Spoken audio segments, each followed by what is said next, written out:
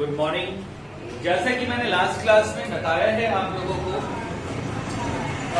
Practical session मैंने start कर दिया था और issue of shares for cash हम लोग पढ़ रहे थे। तो issue of shares for cash की मैं बात कर रहा हूं।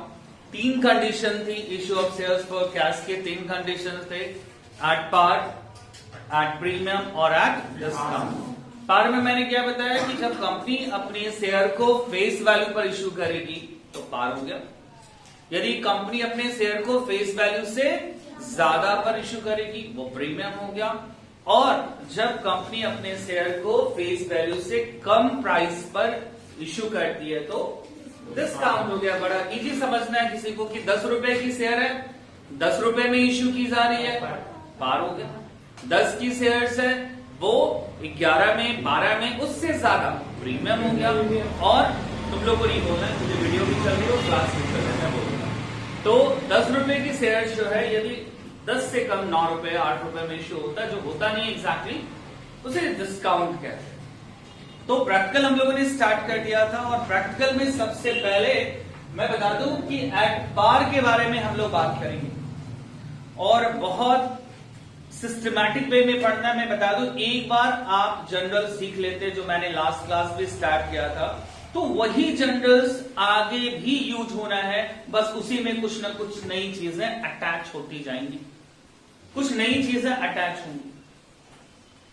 जो आप अभी पार में पढ़ने वाले हो, थोड़ी सी चेंजेस प्रीमियम में होगी, थोड़ी सी चेंजेस डिस्काउंट में होगी। तो आपको ये पार वाला जो है ना, बेसिक जनरल एंट्री है, आपको बहुत अच्छे ढंग से करना होगा। कैसे? जैसे हम लोगों ने 11th क्लास में +1 मतलब 11th क्लास में हम लोगों ने स्टार्ट किया था, तो बड़ा ट्रेडिशनल अप्रोच से हम लोग बातें करते थे कि हाँ भाई रियल अकाउंट होता है या नॉमिनल होता है या पर्सनल होता है। मॉडर्न से भी बात किया था, तब हम लोगों ने सीखा था debit what comes in, cash आएगा तो डेबिट, ऐसे ही कुछ यहाँ पे भी है। तो ये बेसिक चीजें हैं और आपको आज के आज ये सीख लेना। तो एट पार की बात कर रहे हैं, आज एट पार हम लोग कंप्लीट करेंगे और नेक्स्ट क्लास से हम लोग स्टार्ट करेंगे प्रीमियम एंड डिस्काउंट। कुछ क्वेश्चन भी सॉल्व करेंगे। तो एट पार आपको पता है कि 100 रुपए की शेयर है, आपको 100 रुपए ही देनी है, तो वो पार हो गया। 10 की शेयर है, 10 रुपए ही देनी है, तो क्या हो जाएगा, वो पार होगा।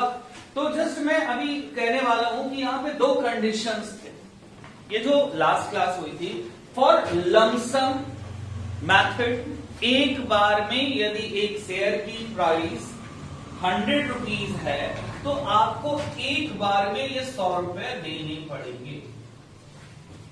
ये मैंने बता दिया लमसम याद करिए कि यदि एक शेयर का फेस वैल्यू 100 रुपीज है और आपको 100 रुपीज एक बार में देने हैं, तो वो लमसम मेथड है, जिसमें मैंने आपको कितनी एंट्रियां बताई थी, 2 एंट्री बताई थी और 2 ऑप्शन भी था। आप 2 एंट्री भी कर सकते हो, 1 भी कर सकते हो। तो मैंने क्या बताया था, उसको पहले मैं बात कर दूं लमसम वाले के बारे में। 1 टाइम क्या लिखा मैंने, और लमसम का मतलब है 1 टाइम, एक बार में आपको देने हैं, सिंगल टाइम भी बोल सकते हो। तो जब आप पैसे रिसीव करोगे कंपनी की तरफ से, कंपनी रिसीव करेगी तो क्या एंट्री करेगी, मैंने बताया था बैंक अकाउंट क्या होगा, डेबिट होगा। क्यों? क्योंकि कंपनी क्या कर रहा है, कंपनी का बैंक क्या हो रहा है, रिसीवर हो रहा है, बैंक बढ़ रहा है। मॉडर्न अप्रोच में चले जाओ तो बैंक इंक्रीज कर रहा है, और बैंक जब एसेट है इंक्रीज करता है तो डेबिट होता है। तो क्या एंट्री हो जाएगी, bank account debit to share application and allotment account. तो पहली एंट्री क्या होगी, यदि आप लमसम पेमेंट रिसीव करते हो तो bank account debit to shares application and allotment account. Narration आप लोग लिख सकते हो, बिना एप्लीकेशन मनी रिसीव ऑन, जितनी भी शेयर होंगे उन शेयर्स को मेंशन करोगे और उनकी प्राइस मेंशन करोगे।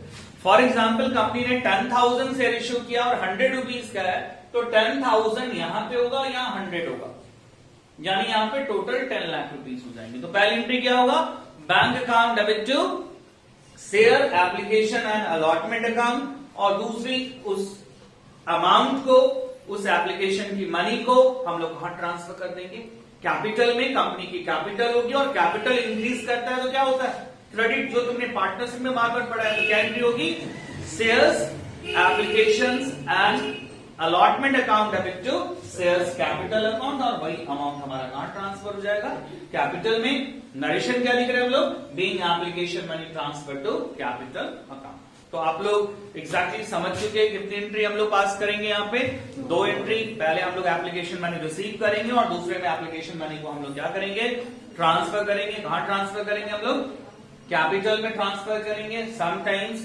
ऐसा भी हो सकता है कि इन दोनों एंट्री को हम लोग कंबाइन कर दें। एप्लीकेशन कट रहा है यहाँ पे, देख रहे हो ना, और एक ही एंट्री हम लोग कर सकते हैं। क्या एंट्री होगा हमारा, bank account debit to share capital account, but better होगा कि हम लोग 2 एंट्री पास करें। तो याद रखिएगा लमसम में जहां पे हमें इंस्टॉलमेंट एक बार में रिसीव करनी है, इंस्टॉलमेंट रिसीव ही नहीं करनी है, मतलब कि सारी अमाउंट आपको एक बार में लेनी है। कितनी एंट्री होगी, 2। क्या एंट्री होगा, चलिए साथ में बोलते हैं, क्या एंट्री होगा, bank account debit to share application and allotment account. और फिर जब आप ट्रांसफर करोगे क्या एंट्री होगा, share application and allotment account debit to share capital account. एक चीज जरूर आप लोग याद रखेंगे कि मैंने एक नोट्स दिया है, नोट्स में ये लिखा है, इफ इन अ क्वेश्चन, यदि किसी क्वेश्चन में type of share is to be given then it must be mention. यदि आपको क्वेश्चन में, आपके क्वेश्चन में लिखा है कि वो इक्विटी शेयर्स है या वो प्रेफरेंस शेयर्स है, तो आपको एंट्री में ये मेंशन करना होगा इक्विटी या क्या मेंशन करना होगा, प्रेफरेंस। और मैंने तो बार बार कहा है कि प्रेफरेंस शेयर्स में क्या लगा रहता है, परसेंटेज। यदि क्वेश्चन में यहां कहता है कि कंपनी ने इक्विटी शेयर इश्यू किया है, तो आप एंट्री क्या करोगे, bank account debit to equity shares application and allotment account. और यहां भी शेयर से पहले आप क्या लगा दोगे, समझ में आ रहा है। चलिए तो हम लोग सेकंड वाले मेथड पे आते हैं जिसका नाम है इंस्टॉलमेंट। इंस्टॉलमेंट में क्या होगा कि कंपनी जो फेस वैल्यू है 100 रुपए का है यदि शेयर, तो ये पैसे एक बार में नहीं मांगकर कंपनी क्या कर रही होती है, कुछ इंस्टॉलमेंट में मांग सकती है। और इंस्टॉलमेंट का हो तो ये समझ सकते हो कि भाई आप जो शेयर खरीद रहे हो पेमेंट आपको आगे तक करना है, और शेयर आपके नाम पे तभी ट्रांसफर होगा जब आप फाइनल पेमेंट करोगे। यदि आप एक कार खरीदते हो तो क्या कार को चलाने का राइट्स होता है, जो हाइपोथेटिकेशन होता है वो किसके पास होता है, ऑफकोर्स बैंक के पास होती है। आप जब तक लास्ट इंस्टॉलमेंट नहीं पे करोगे तब तक आपको एनओसी नहीं मिलेगा। तो मैं यहाँ जस्ट बात कर रहा हूं कि फेस वैल्यू 100 है, आपको एक बार में नहीं देने, मिनिमम क्या होंगे, 2 इंस्टॉलमेंट होंगे और मैक्सिमम 4-5 भी जा सकता है। तो मैंने यहाँ कुछ लिखा है कि पहला इंस्टॉलमेंट जिसका नाम है एप्लीकेशन मनी। सबसे पहले जब आप शेयर खरीदोगे तो एप्लीकेशन फॉर्म भर के कंपनी को दोगे, ऑफलाइन दोगे या ऑनलाइन भी होता है, आपको 20 रुपीज देना, ये वेरी कर सकता है क्वेश्चन टू क्वेश्चन।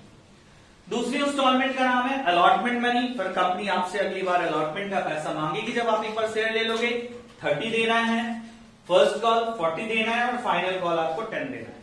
तो टोटल मिलाकर कितना हो रहा है यहाँ पे, 100 हो गए।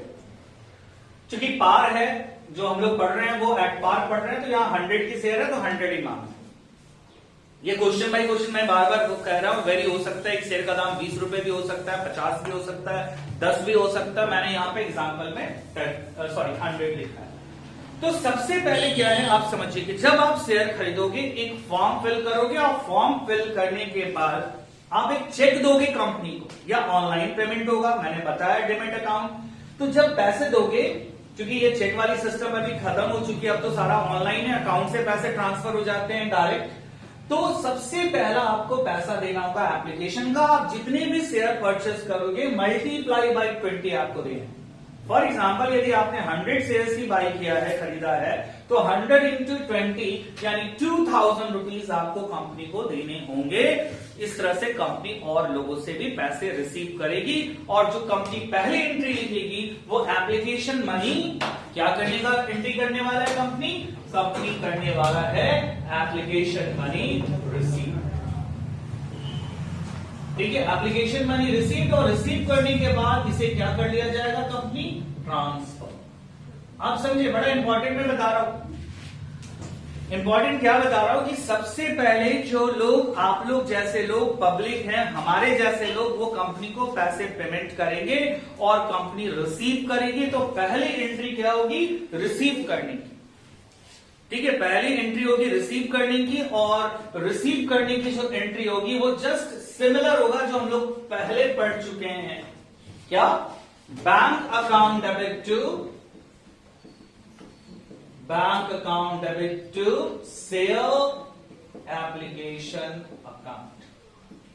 तो पहली एंट्री क्या हो रही है, जब कंपनी रिसीव करेगी amount, bank account debit to sales application account, और इसमें अमाउंट क्या होगा, एग्जैक्टली जो कंपनी ने रिसीव किया है। अब कंपनी ने जो रिसीव किया है, जितनी शेयर्स कंपनी के पास आई है मल्टीप्लाई बाय 20, और इसी पैसे को हम लोग जो है वो ट्रांसफर कर देंगे कहां पर, कैपिटल में, कि ये कंपनी की प्रॉपर्टीज हो गई, कंपनी के पास हो गया। तो क्या करेगी entry company, share application account debit to share capital account. चलिए, तो आप ऑफकोर्स एंट्री समझ लो एकदम सेम टू सेम है। वहां पे जो इंस्टॉलमेंट नहीं था, वहां पे लमसम थी, वो सेम टू सेम एंट्री है, बस वहां एप्लीकेशन एंड अलॉटमेंट हो रहा था, यहाँ पे अलग अलग होगी। तो पहली एंट्री हम लोगों ने क्या किया, bank account debit to share application account, और दूसरी एंट्री से क्या करेंगे, ट्रांसफर करेंगे। तो क्या होगा, share application account debit to share capital. अब बताइए आगे क्या, आगे क्या करना है। अगली बार कंपनी जो है अलॉटमेंट मनी रिसीव नहीं करेगी, पहले उन लोगों को रिमाइंड करेगी, पहले उन लोगों से ड्यू करेगी और उसके बाद रिसीव करेगी। मैं बता दूं, पहले ड्यू करने वाली है कंपनी और उसके बाद क्या करेगी, रिसीव करेगी। पहले लोगों के पास एक लेटर जाएगा, आप देख लो नॉर्मली यही होता है, हम लोग के पास मोबाइल होती है, तो जब भी खत्म होने वाला होता है उससे एक सप्ताह पहले रिचार्ज वो मतलब कि हमें इन्फॉर्म कर रही है, बार बार इन्फॉर्म कर रही है, और एक दो दिन पहले तो फोन लगाने से पहले कहानी सुनाना स्टार्ट कर देता है। तो यहां भी हम लोग क्या करेंगे, पहले ड्यू करेंगे, पहले मांगेंगे लोगों के पास, मेल करेंगे, लेटर भेजेंगे, लेटर का जमाना तो गया, अब मेल करना है, और उसके बाद हम लोग क्या करेंगे, रिसीव। मैं बता दूं कि ड्यू करने की एंट्री वही होगी जो यहां पे ट्रांसफर की है, और रिसीव करने की वही एंट्री होगी जो यहां पर रिसीव की है, बस एक्सचेंज हो रहा है, बस एक्सचेंज हो रहा है। तो क्या करोगे, ड्यू करने की entry, shares allotment account debit to share capital account. पहले अपनी प्रॉपर्टीज बना रहा है कि भाई ये पैसे मुझे मिलने चाहिए, क्या एंट्री किया, shares allotment account debit to shares capital account, और रिसीव करेंगे तो क्या एंट्री लिखेंगे, bank account debit to share, exactly shares allotment account. Question बहुत सारे अराइज हो सकते हैं, आप बोलोगे सर कोई नहीं दिया तो, भाई हम लोग आगे पढ़ेंगे, अभी तो स्टार्ट किया मैंने, इसको पार बोल रहे हैं, फिर प्रीमियम पढ़ेंगे, डिस्काउंट पढ़ेंगे, एरियर पढ़ेंगे, एडवांस पढ़ेंगे, फॉर फीचर पढ़ेंगे, ऐसे बहुत सारी चीजें पढ़नी है। तो अभी हम ऐसी कोई सिचुएशन नहीं दे रहे हैं, मैंने ड्यू किया, सभी लोग अच्छे थे, सभी लोगों ने पास किया। अब इसके बाद फर्स्ट कॉल मैं क्या करने वाला हूं, फिर कुछ समय के बाद जब ये पैसे होंगे ड्यू करेंगे, और फिर क्या करेंगे, रिसीव। समझिए, यहां भी भाई जब ये अलॉटमेंट मिल गए पैसे, इससे हम लोगों ने काम किया, फिर जो टाइम ड्यूरेशन प्रोस्पेक्टस में दी गई थी उस टाइम हम लोग कौन सा ड्यू करेंगे, फर्स्ट कॉल आप लोगों से ड्यू करेंगे, और फिर क्या करेंगे, रिसीव करेंगे। तो ड्यू की एंट्री मैंने क्या बोला, वही होगा ना, बस क्या होगा, जो नाम है अलॉटमेंट की वहां पे क्या हो जाएगी, क्या एंट्री करने वाले हो, share first call account debit to share capital account, और यहां पे क्या करने वाले, रिसीव का, एग्जैक्टली। तो मैं यहां पे लिखने वाला हूं share first call account debit to share capital account, and then क्या लिखने वाले यहां पे, bank account debit to share first call. ठीक है, अब देन फाइनल कॉल में आप क्या करोगे, तो फिर से मैं कितनी बार बताऊं भाई, यहां भी क्या करेंगे, ड्यू, एंड देन क्या करोगे, रिसीव। ऐसा नहीं है जरूरी कि यहां पे 4 मैंने इंस्टॉलमेंट लिखा, हो सकता है इससे भी ज्यादा इंस्टॉलमेंट हो क्वेश्चन में। आपको जितने भी इंस्टॉलमेंट मिल रहे हैं, पहले आपको क्या करना है, एप्लीकेशन के बाद पहले ड्यू करना है, एंड देन क्या करनी है, रिसीव। क्या होगा इसका, share second and final call account debit to share capital, और यहां पे क्या हो जाएगी, रिसीव करोगे तो bank account debit to share second and final call. तो मैं यहां पे लिखने वाला हूं शेयर सेकेंड एंड फाइनल। यदि इससे आगे होता है तो आगे लिखना पड़ेगा, आगे की एंट्री करनी पड़ेगी, to share capital account, and then यहां पे क्या एंट्री करोगे, bank account debit to share, second and final part. देखो अभी मैं समझा रहा हूं, तुम्हें एंट्री याद होगा, ठीक है, मगर कुछ तरीके यहां पे करने पड़ते हैं। कोई स्टूडेंट मैंने देखा है कि उनका क्या है कि जो फर्स्ट सेकंड करने के बाद फर्स्ट सेकंड याद कर लिया, उसके बाद क्या थर्ड फोर्थ में वो याद रखता है कि फर्स्ट वाला कहां चला जाएगा, फर्स्ट वाला फोर्थ में और सेकंड वाला किस में आ जाएगा, थर्ड में। बहुत लोग याद करने की भी कोशिश करते हैं। मैं कह रहा हूं कि आप इस तरह से याद रखिए। पहला है आर टी, पहला क्या है आपका आर टी।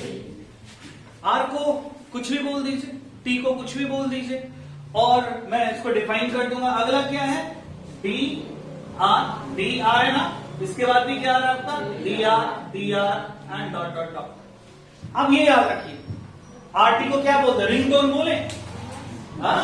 और डीआर को डेबिट डेबिट डेबिट बोल दिया, डॉक्टर डॉक्टर क्या कुछ भी खेल लो। यदि हम आर बोलते हैं तो पहला रिसीव होगा, दूसरा क्या होगा ट्रांसफर, एंड देन क्या होगा due receive due receive due receive. मेरे हिसाब से आपको एंट्री समझ में आई होगी, आपको याद करने की जरूरत नहीं पड़नी चाहिए, ठीक है। उसको बंद करो, मतलब क्या क्या